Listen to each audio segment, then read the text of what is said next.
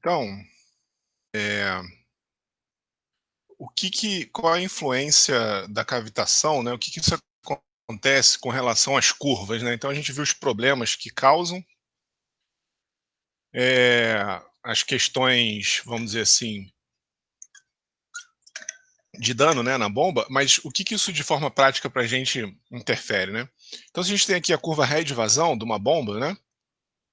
O que acontece é que a curva ela varia muito porque a gente tem uma variação de volume específico, né, do líquido para o gás. Acontece turbulência ali, né? Então isso interfere bastante na curva da bomba. Então tem aqui, ó, uma representação de 4 sistemas aqui, né? Uma bomba instalada a 8 metros do reservatório de sucção, uma outra 7, uma 6 e uma menor. A bomba que está instalada a 8, ela tem esse termo aqui, ó, só que no caso aqui, né, a única particularidade aqui é que eu desenhei uma bomba afogada com reservatório de sucção acima do nível da bomba. Nesse caso aqui, o reservatório está abaixo, então aqui seria menos, né? Porque na realidade, se a gente quisesse comparar o meu esquema que eu fiz aqui com esse do gráfico, né? Eu teria que colocar um menos aqui, tá? Só essa particularidade. Então a pressão em A aqui, né, no flange de sucção, a pressão, os termos de energia, né?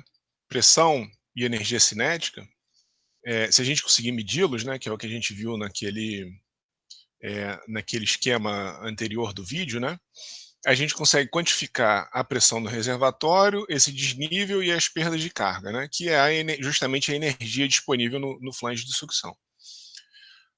Bom, aí o que acontece é que se o reservatório aqui, para esse caso, que o reservatório está a 8 metros de desnível da bomba, é, à medida que a vazão, à medida que a gente começa a aumentar a vazão, as perdas de carga aumentam aqui, né, aumentam, e aí eventualmente, é, como esse GZS aqui ele já é menos também, né, porque por causa do desnível, então esse termo aqui, menos, vai ficando maior, e aí você vai tendo menos energia disponível no flange de sucção.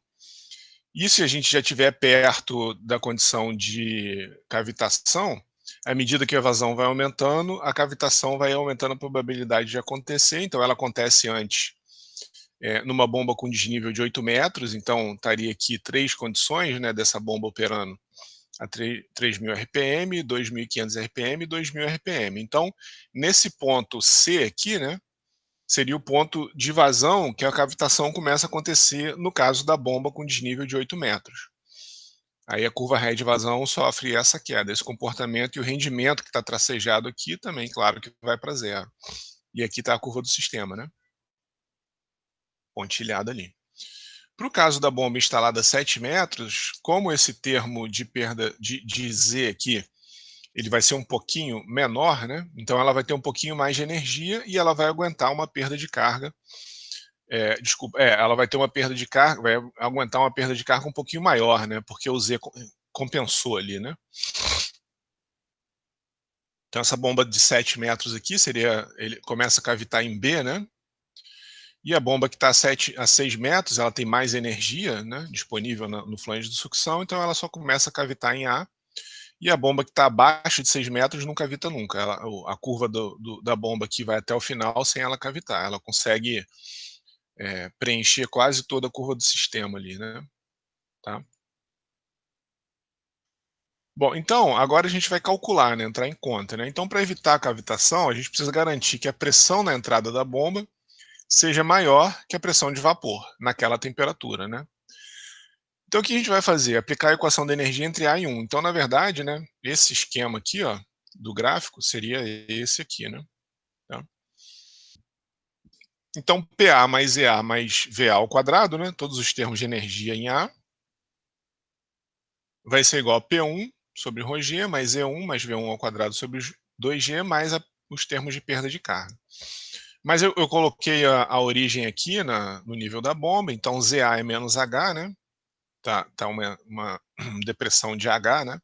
Um desnível, desculpa, um desnível de H. O VA aqui é aproximadamente zero, né? A gente está assumindo que a velocidade com que esse reservatório baixa é muito baixo, e o Z1 é zero. Então, com essas aproximações aqui, né, a gente fica aqui P1 sobre ρg, mais V1 ao quadrado sobre 2g, então Z1 foi embora, né, igual a PA sobre ρg, então ZA é menos H, tá ele aqui, né, e o VA aproximadamente zero, né. Então eu tenho aqui escrito, né, os termos de energia na entrada da bomba em função do sistema, em função da pressão no reservatório, da perda de carga na linha e do desnível do reservatório. Então essa daqui eu vou chamar de equação 1, né. E PA e P1 absolutas, tá? Porque normalmente pressão de vapor é dado em termos de pressão absoluta, se vocês lembrarem aqui para trás, ó. Aqui, ó. Normalmente essas tabelas de termodinâmicas a pressão é absoluta, né. Então normalmente aqui o PA e o P1 lá, pressões absolutas para a gente ter o mesmo, a mesma base de comparação, né.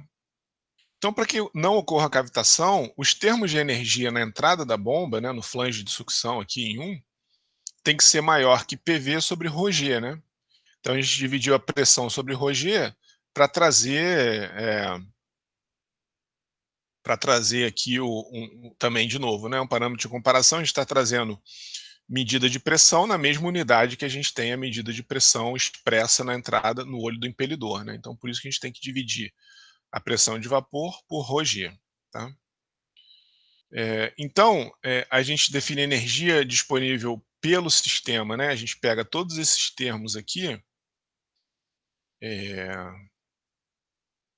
a gente pega esse termo aqui, assim, o que que é a energia disponível pelo sistema, né? É a diferença entre o que o sistema tem para a condição que as bolhas de vapor são formadas, tá? Então, se a gente fizer essa diferença aqui, ó, entre o que tem de energia no olho do impelidor para, vamos dizer assim, a energia, né? Aqui a gente está analisando todos esses termos associando os termos de pressão e velocidade à energia, e a gente associa esse termo de pressão de vapor a uma certa energia que o fluido tem que, uma certa energia abaixo da qual as bolhas de cavitação são formadas, tá? Então a gente faz essa diferença, né? A energia disponível no olho do impelidor pela energia que a partir da qual as bolhas de cavitação começam a se formar. Então essa é a equação 2. Então, a gente poderia pensar também numa energia de segurança do sistema para não ocorrer cavitação, né? Tá? Que a gente tem que estar, seria uma energia disponível o máximo possível, né? Que a gente estaria o mais longe possível. Na hora que essa energia disponível for zero, significa que a gente está na condição de formação de bolha na formação de bolha de vapor, tá? Então, se a gente substituir 1 e 2, né, a equação da energia disponível, mas a gente tinha a expressão da energia disponível aqui, né, porque a gente aplicou a equação da energia entre 1 e 2, então esse termo P1 sobre ρg mais V1 ao quadrado sobre 2g, a gente pode substituir pela pressão em A, menos a perda de carga, menos o desnível, tá? Então substituir aqui e já fiz a diferença nos termos de pressão lá, né, PA menos PV sobre ρg, menos perda de carga, menos o desnível do reservatório. E a gente agora batiza esse termo que a gente chamou de energia disponível de NPSH, é Net Positive Suction Head, ou em português, altura positiva líquida de sucção. Quanto que a gente tem em termos de altura, né, energia em termos de altura, na sucção disponível pelo processo, tá? Pelo sistema, né? Então essa é a definição de NPSH. E eu mantive aqui em inglês, né? Porque se vocês olharem nos catálogos brasileiros, dos fabricantes brasileiros, eles mantêm lá essa nomenclatura, NPSH. Então é a energia disponível pelo sistema acima da condição de formação de bolha de vapor, tá? E aí, isso leva em conta a pressão em A, a pressão de vapor, lógico, né, essa diferença da pressão em A para a pressão de vapor, e a gente tem que tirar, no caso de uma bomba normal aqui, ó, tem que tirar os termos de perda de carga, então é essa diferença de pressão menos. Então o que tem disponível, né? A diferença entre a pressão no reservatório e a pressão de vapor, menos a perda de carga, que é a energia que é perdida até chegar no olho do impelidor, menos o desnível. Então é tudo de energia, né? O que a gente está acima da pressão de vapor, tirado de todos os termos de energia para o reservatório, para o fluido chegar do reservatório até o olho do impelidor ali, até o flange de sucção, tá? E o PA, pressão absoluta, né? Porque, de novo, pressão de vapor, normalmente nas tabelas é dada em pressão absoluta. Caso o sistema esteja afogado, né, que é o nome que se dá, né, um jargão que se dá quando o reservatório de sucção está acima da bomba, então se ela está afogada aqui, ó, em vez do menos, em vez de retirar energia, o desnível, né, a gente está adicionando energia. Então, nesse caso aqui, o H é nosso amiguinho. Nesse caso aqui, o H está atrapalhando a gente, tá? No caso da bomba afogada, o H está ajudando a fornecer mais energia para o fluido. No caso da bomba afogada, ele está retirando energia do fluido, tá? Certo? Então, essa é a configuração. A gente partiu aqui, né, dessa. Para a gente escrever o NPSH, a gente partiu de uma configuração da bomba abaixo do nível, desculpa, do reservatório, abaixo do nível da bomba. Só que se a gente tivesse feito acima, a gente ficaria com o termo do desnível somando, né? Então, essa é a energia disponível, né, que o sistema pode fornecer acima da cavitação. Mas aí a gente tem que se perguntar, né, quanto que a bomba requer? O que a bomba precisa? Ela também requer uma certa energia para não cavitar. Então, para determinar esse valor, a gente tem a correlação teórico-experimental, que é dado por essa expressão aqui, onde W1 lembra, né, velocidade relativa, V1 é velocidade absoluta. Mas isso daqui é só uma expressão empírica, a gente não vai usar essa. Na verdade, a coisa vai ser até mais simples, né? A gente vai usar simplesmente o que o fabricante dá.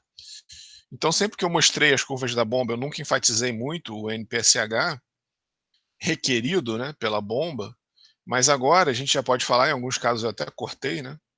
Mas agora a gente já pode falar dele, ó.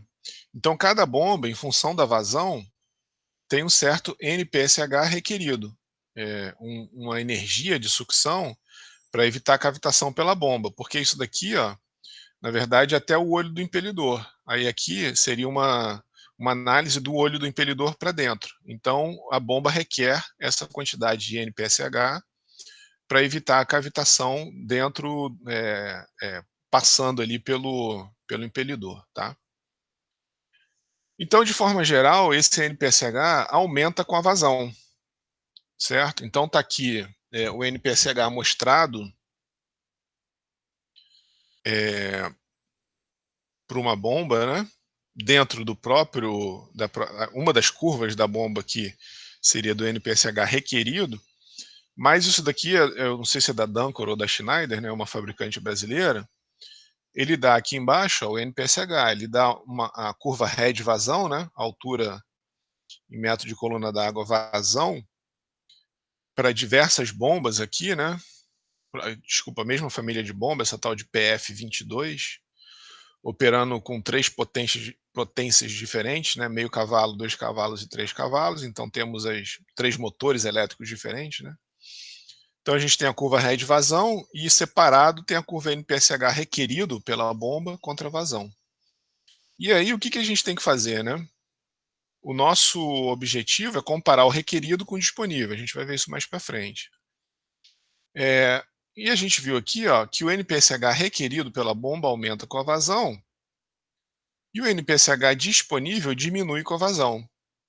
Então, por quê? Olha só, como é que é a expressão do NPSH disponível, né? PA menos PV, ρg menos H menos perda de carga. O termo da vazão que afeta o NPSH disponível está dentro da perda de carga. À medida que a gente aumenta aqui a perda de carga, né? Esse termo aqui aumenta, né? Desculpa, à medida que a gente aumenta a vazão, como a perda de carga é proporcional à vazão ao quadrado, a perda de carga cai de forma. Desculpa, a perda de carga aumenta, né? E o NPSH disponível diminui porque esse termo aqui está aumentando, né? Então, se a gente está subtraindo um termo que está aumentando, o NPSH disponível está diminuindo, tá? E essa parte inicial aqui, né, na vazão zero, seria o PA menos PV sobre ρg mais H. e à medida que a perda de carga vai aumentando, a gente tem que ir subtraindo desse termo aqui, né, que a vazão não influencia nesse termo aqui, ó, tem que ir diminuindo a perda de carga. Diminui também com a altura de sucção para baixo, né? Porque se um desnível para baixo, se for uma altura para cima, nos ajuda. Mas como é linear, à medida que você... Então a gente tem aqui um termo PA menos PV ρg menos HLT, né, que não depende da altura. Na verdade, a perda de carga depende, sim, porque a perda de carga distribuída depende da altura, mas só uma análise simplificada aqui, né? Então, à medida que a altura aumenta, o NPSH disponível diminui. E à medida que a pressão em A se aproxima da pressão de vapor, o NPSH disponível também diminui à medida que esse termo aqui de PA vai aumentando, né?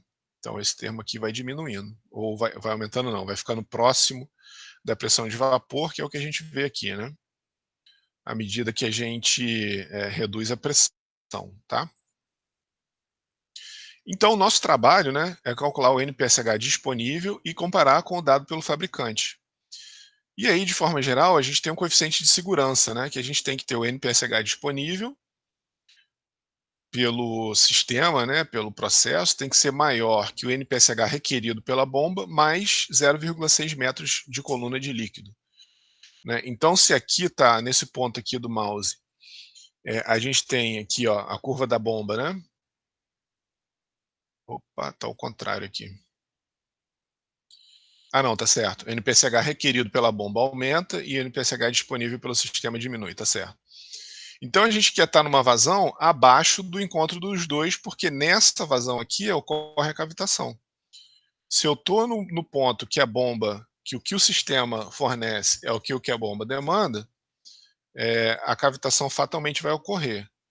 Então, a gente quer estar numa curva head vazão da bomba aqui, né, numa condição, essa daqui agora sim, né, essa curva head vazão da bomba, essa curva head vazão do sistema.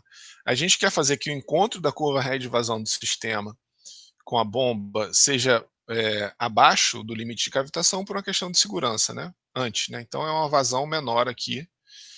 Então observa que é mais um critério, né, a gente tem a faixa de operação da bomba, e agora a gente tem que obedecer também a cavitação, né? A gente tem que evitar que ocorra a cavitação para não danificar a bomba, tá? Agora, uma coisa importante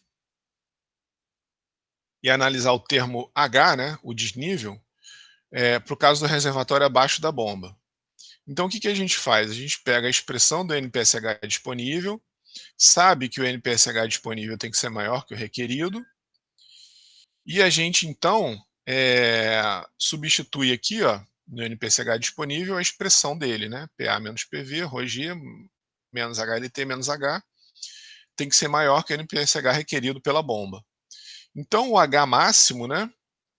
Então, o H tem que ser sempre menor, então eu jogo aqui o H para o lado direito, né? O H tem que ser sempre menor que PA menos PV sobre ρg, menos perda de carga, mais o NPSH requerido, mais o fator de segurança. Então, o que isso está dizendo? Que o H máximo, né? Então, se o H tem que ser sempre menor que esses termos, o H máximo é igual a essa diferença PA menos PV. O H máximo aqui, cuidado, né? Que é quando o desnível está para baixo, né? Então, o H não pode ser maior do que a diferença PA menos PV sobre ρg, ou seja, quanto a pressão no reservatório A está acima da pressão de vapor, subtraído aqui, né, de todos os termos que nos atrapalham, a perda de carga, o NPSH requerido pela bomba e o fator de segurança. Então essa é a altura teórica. Professor, Opa, fala aí, Cristiano. por que que o sinal do H mudou? Eu não entendi muito bem. Porque ele passou para o lado direito. Se o Então, H tem que ser menor... mas uma fórmula anterior, de slide anterior, estava mais H. Ah, porque aqui era acima da bomba. Aqui é menos quando está abaixo, e o mais é quando está... Aqui, ó, mais é porque aqui eu estou considerando que a bomba está acima. Deixa eu voltar aqui, ó. Aqui, ó. Aqui, ó, botei aqui, ó, mais ou menos. Se o seu sistema Ah, estiver tá. afogado, o H é mais. Se o seu sistema estiver normal, o H é menos. Entendeu? Porque aí é essa expressão aqui, ó. É a equação da energia, né? Tá? Aqui o Z é menos H, ó. O Z, a origem está aqui. Se eu tivesse começado essa análise, fizer a mesma análise com o reservatório lá em cima, o Z é mais H, né? Tá? O ZA vai ser mais H. Entendeu? Entendi, obrigado, obrigado. Bom, então, aqui, né? Então a gente tem um H máximo aqui, né? Esse desnível não pode ser maior do que essa relação aqui, né? Então é a altura teórica máxima de sucção, pode ser dado pelo fabricante, né? Isso, se vocês olharem lá no catálogo, tem lá, nunca coloque uma bomba essa bomba centrífuga abaixo de tantos metros, por causa da questão da cavitação. E esse, nos catálogos, se vocês abrirem lá o catálogo, normalmente 8 metros é o limite de uma bomba centrífuga comum. Existem algumas estratégias para aumentar esse desnível, que é uma bomba... Ai, meu Deus, eu esqueci o nome. Eu esqueci o nome. Tem uma bomba que ela... A indústria dá um monte de nome, né, para essas bombas, que uma parte do fluido, em vez de sair para descarga, ele é recirculado. Isso aí faz meio que um contrapeso, né? Então a bomba ela descarrega um pouco para a sucção, então ela alivia um pouco da energia que ela tem que jogar para cima e ela acaba jogando para baixo. Então isso é uma estratégia para aumentar o head da bomba e evitar a cavitação. Enfim, mas isso é uma questão prática. Se algum dia vocês virem isso aí na indústria, mas para a gente aqui isso não tem muita... A gente não vai ver essa questão. Tá? Mas então, uma bomba centrífuga comum, né, normal, com uma entrada e uma saída, ela de forma geral, esse termo PA menos PV aqui é 9,6 metros, né, a 30 graus Celsius. Se eu pegar a pressão, PA seria um reservatório aberto para a atmosfera, né, 100 kPa, subtraído PV aqui, que é mais ou menos 5, dividir por G, dá mais ou menos 9,6 metros. Então, esse limite aqui, assumindo que eu ainda vou ter uma perda de carga entre a sucção e a bomba, então eu já vou subtrair de 9,6 uma perda de carga. O NPSH requerido pela bomba, que eventualmente aqui, ó, por exemplo, nesse caso aqui, né? Essa bomba aqui, ó, tinha o NPSH disponível, requerido, por exemplo, sei lá, para 12 metros cúbicos por hora, de meio metro, para 16 metros cúbicos por hora, de 1 metro e alguma coisa. Então a gente tem que colocar aqui nesse H aqui, ó, no NPSH requerido, mais 1 metro, eventualmente, dependendo da vazão, e o fator de segurança 1,6. Então eu estou subtraindo do H máximo, desse 9,6 aqui, né, caso eu esteja bombeando um fluido a 30 graus Celsius, eu estou subtraindo também outros termos aqui, né, tá? Então isso daqui diminui. Então por isso que normalmente uma bomba tem 8 metros de limite de desnível para não acontecer a cavitação, por causa dessa expressão aqui, tá? Se a bomba estiver afogada, aí a gente tem o mais H, aí, o que o Cristiano estava perguntando, né? Então agora a gente tem o mais H, porque o H agora é nosso amiguinho, né? Está nos ajudando. Então agora o NPSH disponível é essa expressão, a mesma coisa que a gente fez anteriormente, né? Analisando o H, né? Então o NPSH disponível maior que o NPSH requerido. Então o H mínimo agora, né? Para não formar cavitação, é o PA menos PV, menos perda de carga, mais NPSH requerido, mais o fator de segurança, né? Então é a altura teórica mínima de sucção para a bomba afogada. Quanto do H, né, quanto da altura, que tem que compensar a diferença de energia. Ou seja, quanto de energia que eu não tenho, né, que eu estou perto da geração da geração de bolha de vapor, para a energia que é perdida ao longo do caminho entre o reservatório de sucção e o flange de sucção. Então, de novo, né, por exemplo, a 30 graus Celsius, esse termo PA menos PV sobre ρg dá 9,6 metros. Então, se todas as perdas de carga somado com o NPSH requerido, somado com o fator de segurança, der 10 metros, que é meio absurdo, né? Normalmente a sucção não está tão longe, não tem tanta perda de carga, mas tudo bem, pode acontecer, eventualmente pode acontecer. Se isso for maior que 10 metros, ou, desculpa, se esse termo for 10 metros, eu tenho que ter no mínimo meio metro, né, 0,4 metros, para não acontecer cavitação. Tá? De forma geral, o reservatório está muito pertinho da bomba. Então, isso daqui, normalmente, esse termo, a bomba, ela pode estar, inclusive, no nível do reservatório que ela não vai cavitar se estiver muito perto, né? Então eu tenho aqui uma sobra, vamos dizer assim, de segurança, né, de 9,6 metros de perda de carga, de fator de segurança e de NPSH requerido, de desnível de reservatório ou de perda de carga e tudo mais, né. E aqui no caso, se o H for negativo, significa que a bomba vai cavitar certamente, né, então significa que não tem jeito. Se nesse caso aqui o H for negativo, significa que você tem que colocar a bomba afogada, tá? Certo? E aí, bom, então dentro do contexto de cavitação, né, eh, a gente tem a questão da similaridade que a gente analisou anteriormente, né, até no começo dessa aula, aplicado para a questão da cavitação. Então, a gente pode chegar num grupo adimensional da mesma maneira que a gente chegou lá para a velocidade específica, para o coeficiente de potência, para o coeficiente de vazão, que é um que quantifica a questão da cavitação. Então ele é definido por essa expressão aqui, velocidade de rotação raiz quadrada da vazão sobre a aceleração local da gravidade, NPSH requerido, elevado a 3/4. Então bombas similares, geometricamente, cinematicamente e dinamicamente, vão ter a mesma velocidade específica de sucção. Tá? Como é que é? Suction Specific Speed, né? Então por isso que é SSS. E de forma inversa, né, valores iguais do SSS indica que condições de cavitação similar vão acontecer quando as unidades estão operando de forma diferente, né? Então é um grupo adimensional que quantifica a cavitação da mesma forma que a gente viu a questão da escala de bomba, a gente pode fazer a escala da condição de cavitação também, do NPSH requerido para bombas operando em rotações diferentes, em vazões diferentes, tá? Está dizendo aqui que esse número é determinado experimentalmente, né? E, claro, se não tiver cavitação, esse número não faz o menor sentido.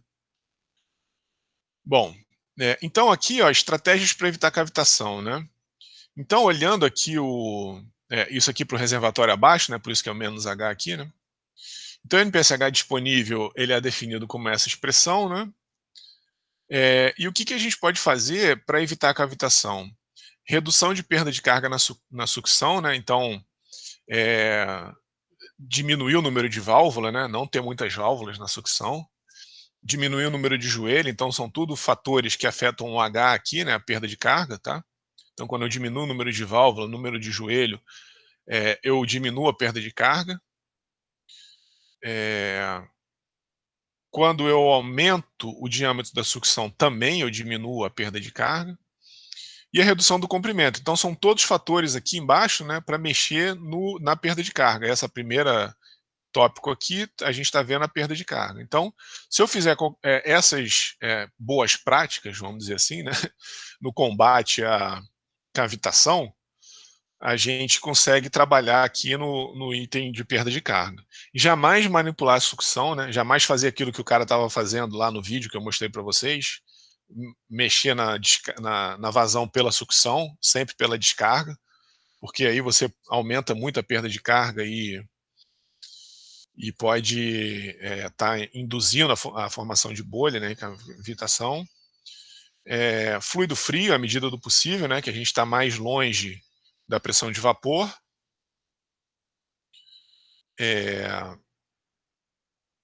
Cuidado com a altitude, né? Porque na altitude, né, baixas pressões, a pressão de vapor também diminui, né? Então o fluido entra em ebulição numa pressão menor. O reservatório mais perto possível da bomba, que é isso que a gente estava analisando aqui, né? Nesses termos do head aqui, né? Desculpa, no termo de altura aqui, né?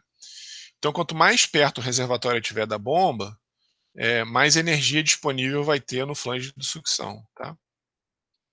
Cuidado com a vazão bombeada também e cuidado com a pressão no reservatório. Se a pressão no reservatório estiver baixa, a gente pode estar eventualmente perto da pressão de vapor aqui, tá? E aqui tem uma questão aqui, né, da curva da bomba, head, eficiência e o NPSH requerido para duas condições diferentes. Quando a gente tem um joelho na sucção e quando a sucção é reta. Então, quando a gente tem um joelho, ó, o NPSH requerido só, ele é maior para a mesma vazão, tá vendo aqui? Ó? O head e a eficiência variam um pouco, na verdade a eficiência aqui cai bastante, né? Porque eventualmente a gente tem alguma questão de cavitação, né? A partir de um determinado momento. Então, na medida do possível, tornar a sucção o mais suave possível, né? Mais amigável possível para evitar cavitação, tá? Bom, então vamos ver alguns exemplos aí, né? Então considere uma bomba com vazão de 9 litros por segundo. O fluido é gasolina, 25 graus Celsius. Do catálogo do fabricante, se obtém que a bomba apresenta um MPSH requerido de 1,9 metros. Então considera um tubo de aço de 100 milímetros de diâmetro com rugosidade de 4,3 vezes 10 a menos 4. Ele quer saber o NPSH disponível do sistema, verificando se existe risco de cavitação, a altura máxima de aspiração, e aí considerar os coeficientes de perda de carga, né? Só para vocês não precisarem ficar entrando em curva de perda de carga aí, né?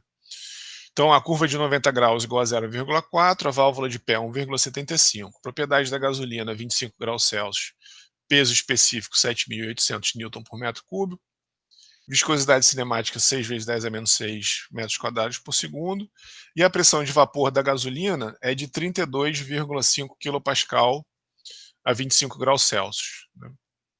E considerar um fator de segurança para o NPSH requerido de 0,6 metros. Então está aqui o sistema, né? Tem uma válvula de pé, tem um reservatório com gasolina, aí essa bomba está aspirando a gasolina numa tubulação de sucção que tem um comprimento L2 de 2,3 metros e L1 de 60, né? Quase 60 metros, né? 59,5. E o desnível do reservatório, né, da superfície do reservatório com relação ao nível da bomba é de 2,6 metros. Bom, então o NPSH disponível do sistema, né? Vamos ver. Então, aplicar aquela expressão, né, equação da energia que a gente desenvolveu, né? Entre o reservatório aqui, né? Aqui seria o ponto A e aqui seria o ponto 1, que a gente fez lá na nossa análise, né? Então, PA menos PV, então PA está aqui, ó, estaria aqui, né? Menos H, menos perda de carga, menos fator de segurança. Então, pressão absoluta, menos aqui ele deu, né? A pressão de vapor da gasolina, 32.500 kPa, né? 32.500 pascal, né? Aqui a massa específica da gasolina, aqui o peso específico, 7.800, menos 2,6, que é o desnível do reservatório, a gente tem que calcular a perda de carga, menos 0,6, que é o fator de segurança, que foi dado aqui também, né? Então, substituindo aqui, né, o termo de PA menos PV sobre Roger, 8,8 menos 2,6 menos 0,6, deu 5,6 menos a perda de carga pelo reservatório. Então, a gente, pelo sistema de tubulação. A gente tem que trabalhar nesse cara agora. Então, para determinar a perda de carga, a gente precisa saber o Reynolds, né? Então, VD sobre viscosidade cinemática. Então, diâmetro 0,1 foi dado, né? Diâmetro da tubulação. 100 milímetros de diâmetro, viscosidade cinemática 6 vezes 10 a menos 6, está aqui, ó. Então a gente tem, precisa da velocidade, né, vazão sobre a área, a vazão foi dada também, 9 litros por segundo, aí estou transformando litros por segundo para metros cúbicos, desculpa, litro para metro cúbico, com esse 10 a terceira aqui, né. E aqui é o cálculo da área, πd2 sobre 4, aí 4 subiu, deu 1,15 metros por segundo, jogo no Reynolds.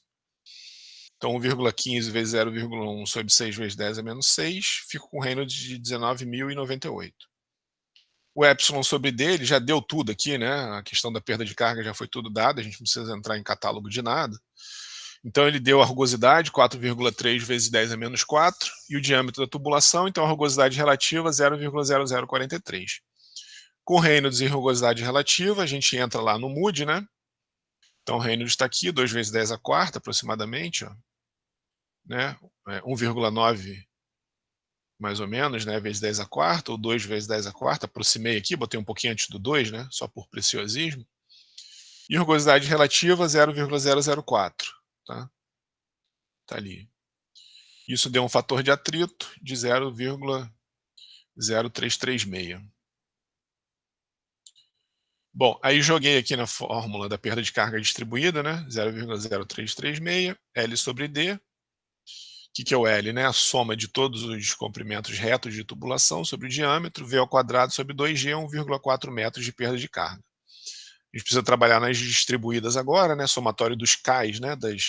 Dos coeficientes de perda que existem no sistema, que são a válvula de pé, e 3 joelhos de 90 graus. Opa, 3 curvas de 90 graus. Então, 3 vezes 0,4, ele já deu lá, coeficiente de perda da curva, e 1,75 da válvula de pé, vezes V ao quadrado sobre 2G, 0,2 metros. Então, um pouquinho, né, realmente é uma perda de carga menor aqui, né, do que a distribuída. Então, a gente tem uma perda de carga total de 1,6 metros. Pronto, a gente já tem todos os ingredientes que a gente precisa para calcular o NPSH disponível. 5,6 menos 1,6 deu 4 metros, maior do que os... Cadê?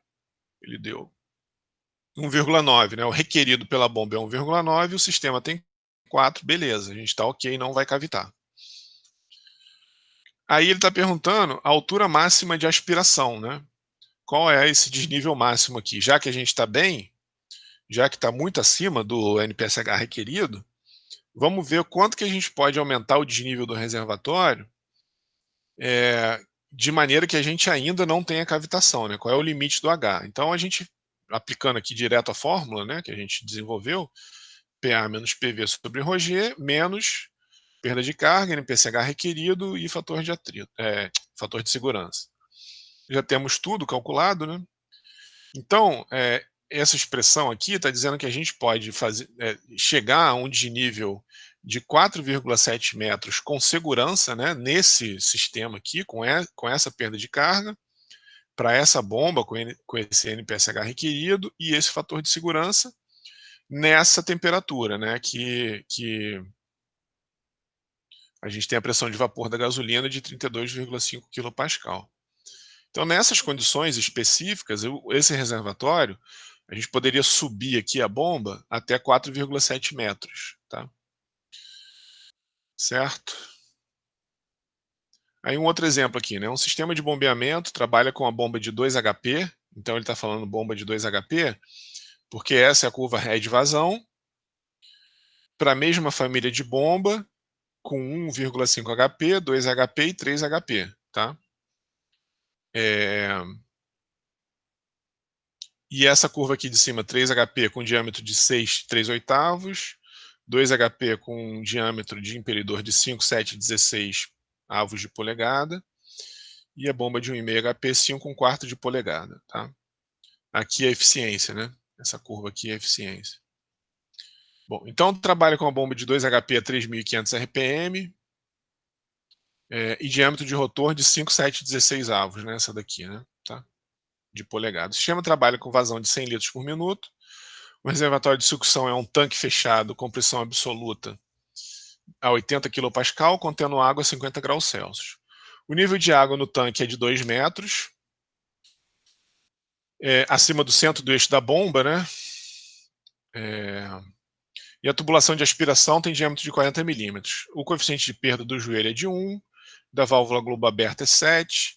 Quer saber considerar um fator de atrito da tubulação 0,025, então a gente não precisa entrar ali no MUD, né? Comprimento da tubulação total de sucção é de 12 metros, né? Então, somar os comprimentos retos, a gente tem 12 metros. A pressão atmosférica local é 101 kPa. Ele quer saber a altura manométrica do sistema. Está errado aqui, né? Manométrica. Altura manométrica do sistema.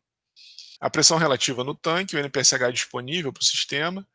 E sabendo que a velocidade específica de sucção é de 3,13, né? Então, a gente vai conseguir tirar um dado aí desse parâmetro e considerar um fator de segurança de 0,6 metros. Quer saber se existe risco de cavitação.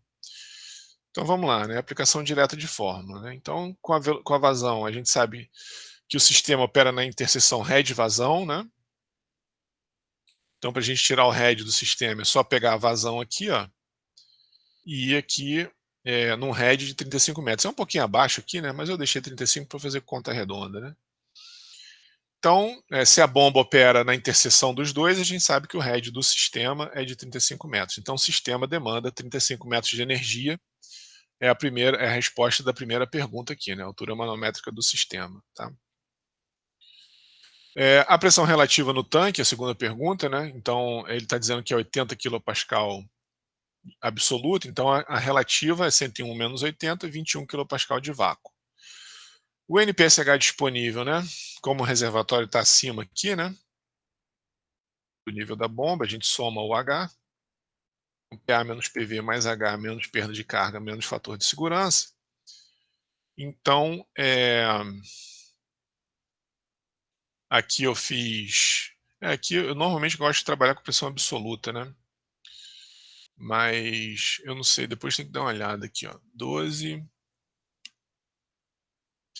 eu tenho que ver se ou eu fiz aqui algum erro, né? Porque aqui é 50 graus, 12,35, tá vendo? Estaria errado, porque essa pressão aqui ou foi um erro de digitação, ou eu errei em conta. Depois eu vou ter que analisar isso daqui.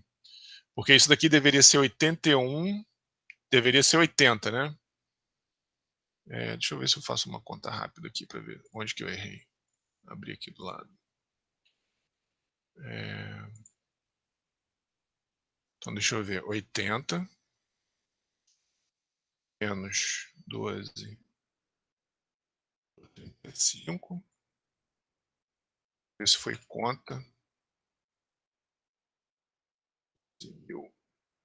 1.350 sobre 9.807 vezes 988. 3,9. Então foi erro de digitação, na verdade. Deixa eu até corrigir isso aqui, senão eu vou esquecer. Aqui, ó, é 80.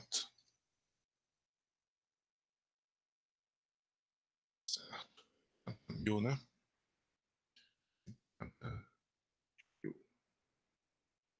Erro de digitação mesmo. Então tá aí, 80, né? Absoluto, menos 12,35 vezes 1.000 kPa, né? Sobre ρg, mais 2, que é o nível do reservatório, menos a perda de carga, menos 0,6, que é o fator de segurança. Então, de novo, né, a gente tem que determinar a perda de carga, a gente tem que ter a velocidade do escoamento. Então, vazão sobre área, né? Aqui eu estou calculando a vazão, passando de litro por minuto, de litro para metro cúbico e de minuto para segundo, e aqui a área, né? Então, esse 4 aqui veio do πd2 sobre 4, subiu lá 1,3 metros por segundo. O fator de atrito já foi dado, aí só aplicar direto, né, na expressão da perda de carga distribuída.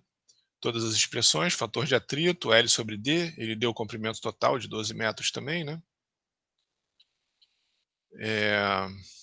V ao quadrado sobre 2G, acabamos de determinar a velocidade. Então temos uma perda de carga distribuída de 0,7 metros. A localizada também, né? Ele deu todas as perdas localizadas, o K da válvula, o K do joelho, então deu 0,7 metros. Somamos as perdas de carga, 1,4 metros. E o NPSH disponível para esse caso deu 7 metros. Como é que a gente determina o NPSH requerido, né? Como a gente teve a velocidade específica de sucção, e a gente tem a velocidade de rotação, a vazão e o G, então a gente tira o NPSH requerido. Então é só isolar ele aqui, né? 1 sobre G, raiz cúbica desse cara à quarta. Então o NPSH requerido deu 0,82 metros, que é bem abaixo dos 7 metros. Então, ok, a bomba não vai cavitar. Tá? Esse é um outro exemplo, ele é um pouco grande, então a gente faz semana que vem. Mas, de qualquer forma, a matéria da V1, se eu não me engano, ela terminou aqui. Eu acho que não tem mais nada além disso, não. Deixa eu dar uma olhada aqui. Deixa eu ver se tem alguma outra coisa. Aqui. Eu acho que acabamos de terminar. A gente vai ter uma parte de seleção e especificação de bomba na aula que vem, mas é uma parte mais informativa, vamos dizer assim, né? A matéria efetivamente de conta e tudo mais, ela terminou com essa parte de cavitação. Então vou botar para vocês lá os slides, tá? Alguma dúvida aí, algum comentário? Alguém quer fazer alguma pergunta? Professor? Diga, tá, acho que 2 abriram ao mesmo tempo aí. Fala um de cada vez aí. Em relação à prova, no caso, está quase chegando, aí, no caso, se a gente estudar baseado assim nos exemplos, no que o senhor passa na aula, isso já é um bom preparo ou a gente tem que fazer